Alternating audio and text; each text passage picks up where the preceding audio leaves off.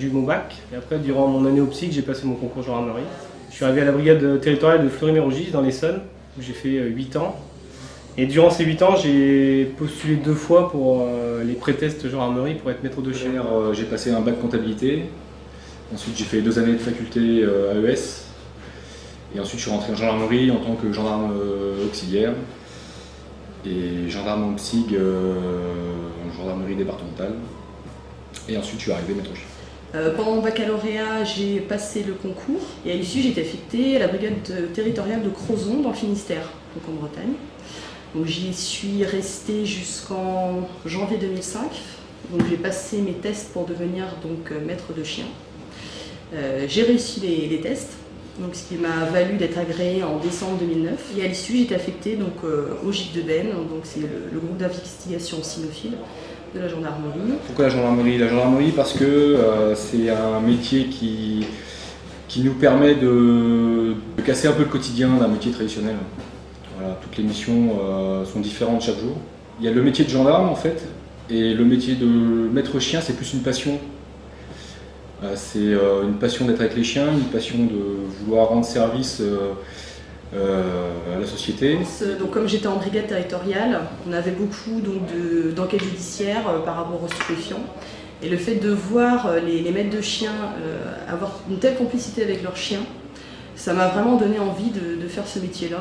Moi qui déjà à l'origine aime beaucoup les animaux, les chiens en particulier. Et là je me suis dit, c'est ça que je veux faire.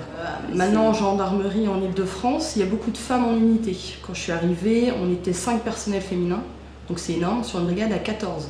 Alors notre quotidien, c'est on fait tout ce qui est, on va parler recherche stupéfiant. On fait tout ce qui est contrôle routier, tout ce qui est perquisition domiciliaire le matin à 6 h quand on vient réveiller les gens, et tout ce qui est contrôle de nuit. Alors mon quotidien, moi, c'est de rechercher des personnes disparues, que ce soit des personnes âgées qui sortent des maisons de retraite et qui se perdent, recherche de malfaiteurs sur des cambriolages, des braquages, rechercher des enfants fugueurs ou perdus. Ensuite on a des missions donc un petit peu plus différentes qui sont tout ce qui est collège.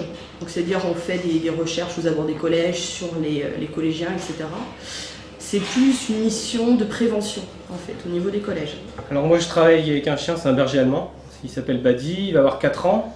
C'est un chien qui a été recruté par la gendarmerie en Hollande et un chien qui a un très fort caractère et qui a très peu d'obéissance. Donc un chien difficile on va dire, mais très volontaire, très courageux et un gros bosseur. J'ai un chien, un berger hollandais en recherche de personnes, qui a 6 ans, il s'appelle Falco. Alors le berger hollandais c'est assez spécial, c'est un chien qui est très sociable avec les gens, qui est adorable, qui est très obéissant avec son maître.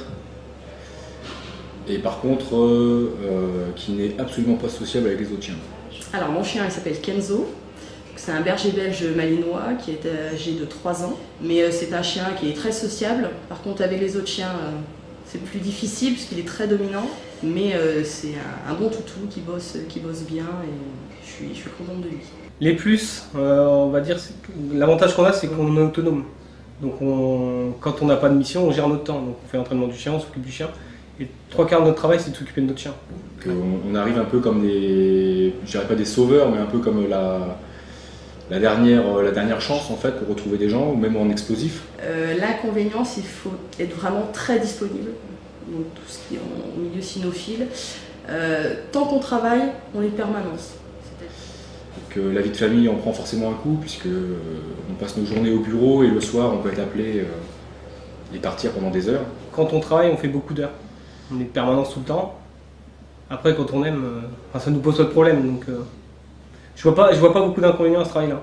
Je vois que des avantages parce que on fait notre passion quand on travaille. Alors les conseils, moi je conseille toujours aux jeunes qui veulent faire ça, c'est de partir dans les études le plus loin possible.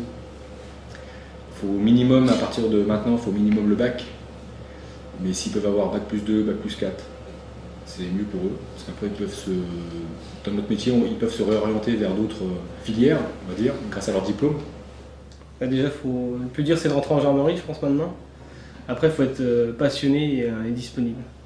Je pense que ça va être les 2 mots les plus importants. Moi, depuis que je suis là, franchement, je suis très contente quoi. Je regrette pas, mais on va dire mon métier de gendarme de brigade avant tout. Mais ça c'est vraiment ce qui me plaît et je suis vraiment très contente. Mais faire du terrain avant, connaître ce que c'est que la gendarmerie, connaître, voilà, faire le terrain et après se lancer. Mais c'est que du, moi c'est que du bonheur. Donc, voilà. Et je changerai pour rien au monde.